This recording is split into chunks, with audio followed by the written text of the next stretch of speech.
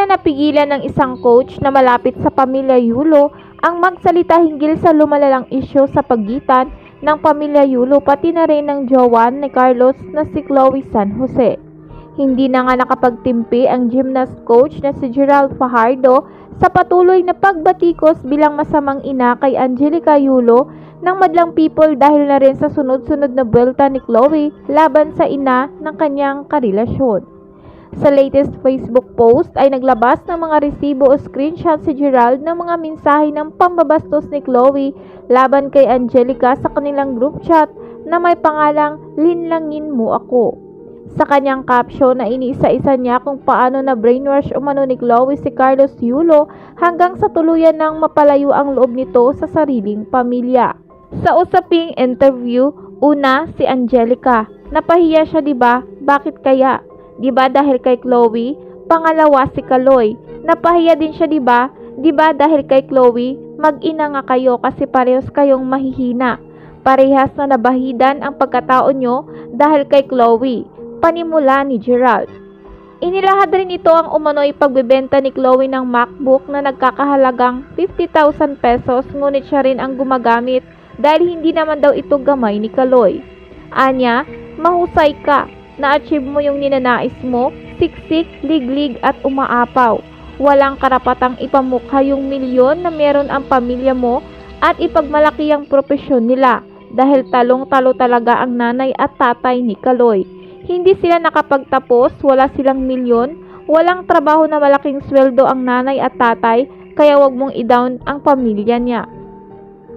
Makikita nga sa screenshot na ibinahagi ni Gerald ang mensahe ni Chloe kung saan pinagmamalaki nito ang ama na arkitekto at ang tiyahin na isang chef accountant.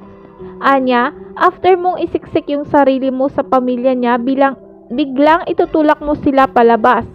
Buo ang pamilya niyan, sinira mo. Yang sinasabi mong ikaw ang kasama sa journey ni Kaloy sa Olympics, oo, ikaw nga talaga. Kasi hinusayan mong alisin ang bawat tao sa paligid niya. Sinigurado mong mawawala sila, matapang na pahayag ni Gerald. Isiniwalat rin ni Gerald na noong mga panahong naghahanda si Carlos sa kanyang pagsalang sa Olympics, ay sinabi raw ni Chloe na hindi siya priority ng binata. Anya, di ba after kausapin si Kaloy para sa paghahanda sa Olympics, sinabi mong hindi ka priority ni Kaloy. Hindi ka pa ba priority? Magkalib-in na nga kayo. Tapos yung oras na uuwi na si Kaloy papunta sa pamilya niya, anong ginawa mo? Sinabi mo di ba magpapakamatay ka? Buo ang loob ni Kaloy na lumaban sa 2024 Olympics. Handa ang lahat. Lalong handa siya. Oo, nagka-gold kayo at dalawa pa. Pero paano kung wala ka? Malamang maka-all around pa yan pagpapatuloy nito. Sinabi rin ito na noong nagkakilala si Chloe at Kaloy ay hindi maayos ang kanyang relasyon sa pamilya nito at si Kaloy ang gumawa ng paraan para masiayos ang kanilang mga issue. Sinabi mo sa isang comment mo na sinabihan ng nanay niya si Kaloy ng gagapang ka sa lupa. Pero bakit di mo siniwalat ang dahilan kung bakit nasabi ng ina niya yon? Hindi ba dahil sinigaw-sigawan niya ang nanay niya ng magnanakaw at sinungaling kasi sinusulan mo siya na magnanakaw ang ina niya? Pinakita ng ina niya yung mga resibo na pinanggamitan ng pera na para din naman sa kanya.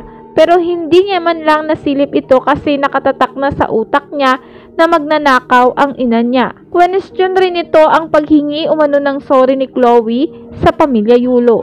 Anya, sinubukan niyong humingi ng sorry sa buong pamilya? Kilan yan? Kasi yung sinabi mong GC, magaganda lang nilabas niyong screenshot. Bakit di mo nilabas yung pambabastos mo sa ina niya? Kahit sinong nanay pa yan, maglilib talaga yan sa GC, ang sabi pa nito. Nag-iwan rin si Gerald ng mensahe para kay Chloe. Anya, nasubukan mo bang magpasalamat man lang kasi nakilala mo yung anak? Nagkaroon ka ng Kaloy at sila ang nawalan. Goal mo pa rin talagang punuin ng galit ang puso ni Kaloy para masigurado mong ikaw lang at wala ng iba. Well, masyado pang maaga. Hindi pa tapos ang laban. Tandaan mo, marami ka pang laban na kakaharapin. Hindi laging nasayo ang ilaw, hindi laging nakay Kaloy ang liwanag. Hindi din laging nakaayon sa inyo ang lahat. Say pa ni Gerald.